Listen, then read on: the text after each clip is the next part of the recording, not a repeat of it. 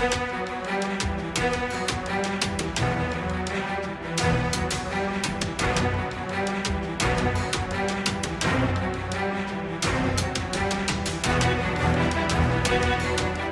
ते कुठल्याही प्रकारे माहिती देत नाही. ते रस्ता कुठून जाणार, गावातून जाणार, गावाच्या बाहेरून येणार, शेतकऱ्यांच्या जमिनी घेणार, सर्व काही त्यांचं गुपित आहे. आणि ते आपण प्रशासनाला जरी उद्या तहसील कार्यालयामध्ये किंवा प्रांत कार्यालयामध्ये आपण जाऊन जर चौकशी केली तर ते सुद्धा म्हणतात की आम्हाला कुठल्याही प्रकारचे अजून काही आदेश नाहीयेत किंवा आम्हाला माहित नाहीये.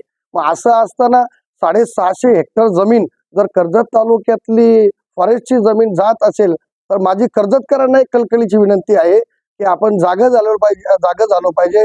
कारण पालीतर्फे कोतल कलाटी ही स्वातंत्र्याची भूमी आहे. जो काही 1942चा लढा झाला त्या लढ्यामध्ये आमच्या पालीच्या आदिवासी वस्तीतील 2 स्वातंत्र्यवीर तेथे शहीद झालेले आहेत. म्हणून येणाऱ्या काळामध्ये जे आदिवासी बांधव आहेत त्यांना न्याय तर मिळवण्यासाठी शिवसेना उद्धव बाळासाहेब ठाकरे हा पक्ष तर उतरणारच आहे.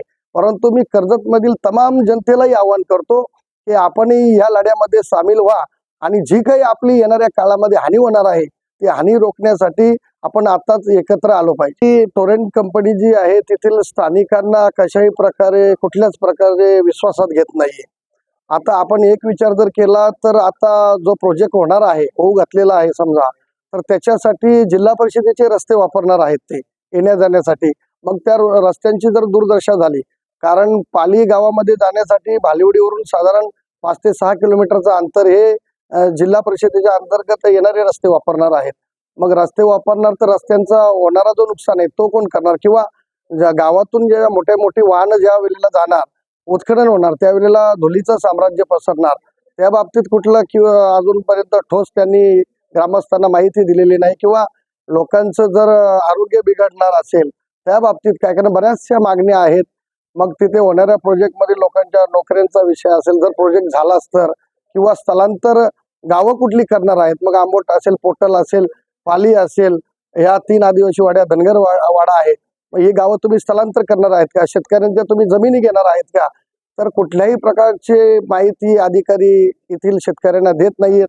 आणि अतिशय प्रशासनाचा दबाव आणून आणि पोलीस प्रशासनाचा वापर करून येथे आदिवासी आणि परिसरातील लोकांवरती दबाव आणून येथे कंपनी जबरदस्तीने काम करत आहे. साठी मशिनरी आली त्यावेळेला तेथील ग्रामस्थांनी आणि माझ्या आदिवासी बांधवांनी विरोध केला. परंतु महसूल विभागाचे अधिकारी, पोलीस प्रशासन यांनी जे काही तिथे एक प्रकारची दादागिरी जाऊन केली आणि मग गरीब शेतकरी आणि माझे आदिवासी बांधव घाबरून शेवटी ते मशिनरी आतमध्ये गेल्या आणि तिथे दादागिरी करूनच कंपनीचं एक प्रकारे काम चालू आहे. म्हणून ही दादागिरी थांबवण्यासाठी येणाऱ्या काळामध्ये आपण सुरुवातीला संवेदनशीलरित्या आपण त्यांना विनंती करून काम थांबवण्याची विनंती करणार आहोत.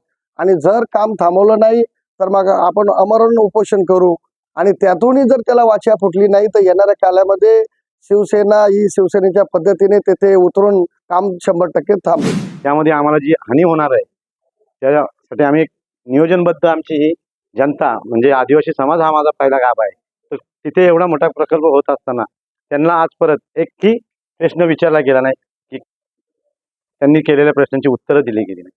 त्यांच्या व्यतिरिक्त इतरांना तुम्ही आणून तिथे कामं सर्वे करताय, फॉरेस्टमध्ये जात आहे आणि आमची लोक गेली की आम्ही तिथे एक अर्धा किलोमीटरला आमचा घर आहे आणि तिथून आम्ही थोडा पुढे गेलो तर आमच्या आदिवासी बांधवांना म्हणतात अरे लाकडं तोडायला कशाला येतात. हा एक भाग झाला. पण त्यांनी जी कत्तल केली आहे तिथे आतमध्ये किंवा जी खोदाई केली आहे, आज आमचे दलित प्लॉट आहेत तिथे पण त्यांनी आमचा नकाशा बदलण्याचा त्यांचं वरच्या लेवलला काम चालू आहे. 31चा 32 सर्वे नंबर होता आणि 31चा 32 सर्वे नंबर त्यांनी करायला घेतला की न्याय हक्कासाठी आम्ही जाणार कुणाकडं? हा आमचा आदिवासी समाज आज रोजीरोटीसाठी जंगलात जातो, नदीवर जातो, शेतीची कामं आल्यात आणि अशा ह्या समस्येला विनाकारण नुसते करू ठेवू आणि बघू तर हे आता आम्हाला चालणार नाही की आम्ही आमच्या हक्कासाठी लढणार आहोत. मागची पिढी काय म्हणेल की आज यांचे 50-60 वर्ष तिथे गेले, स्वातंत्र्य सैनिकांचं गाव हे पाली आहे आणि अशा या गावात कोणी पण यावं आणि अन्याय करावा तर ह्याच्या पुढे आम्ही निवेदन सुद्धा देऊन जमलो. पण आम्ही ग्रामस्थांनी दिले, आदिवासी समाजाने उठावाला जर लागलो तर त्याचे परिणाम वाईट होऊ नयेत, एक समझोता असावा. पण आमचा स्वातंत्र्य सैनिकांच्या पिढीवर आणि आमच्या गावावर जर अन्याय होत असेल तर आम्ही कदापि सहन करणार नाही. शासनाने आम्हाला त्याबाबत आम्ही शासनाला विनंती करतो की आम्हाला सहकार्य करावं.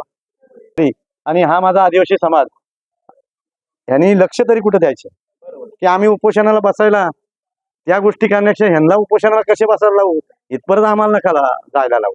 कारण आमच्या आदिवासी भगिनी कॉलेजला जातात, नोकरी करतात. तर मग तो आदिवासी समाज आमचा शेती कामासाठी आता कापणीचं सीझन येणार.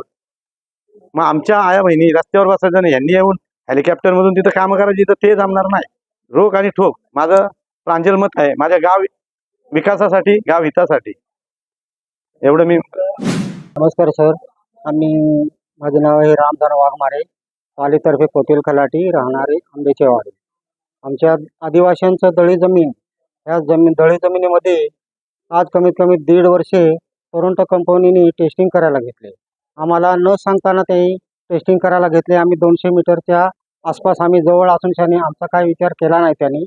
म्हणून आम्ही आज 17 तारखेमध्ये अलिबाग ACP सरांकडे गेलो होतो. तर तिथून आम्ही ठराव दिलाय आणि आता आम्ही परत बाबूशेठ घारे यांच्याकडे आलोय.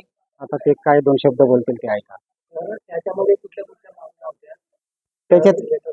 त्याच्यात आमच्या मागण्या अशा होत्या की आमचे दळी जमिनीचं सोक्षमोक्ष लावून द्यायला पाहिजे. परत आदिवासी वाडी उठणार आहे का नाही ते सुद्धा त्याही करायला पाहिजे.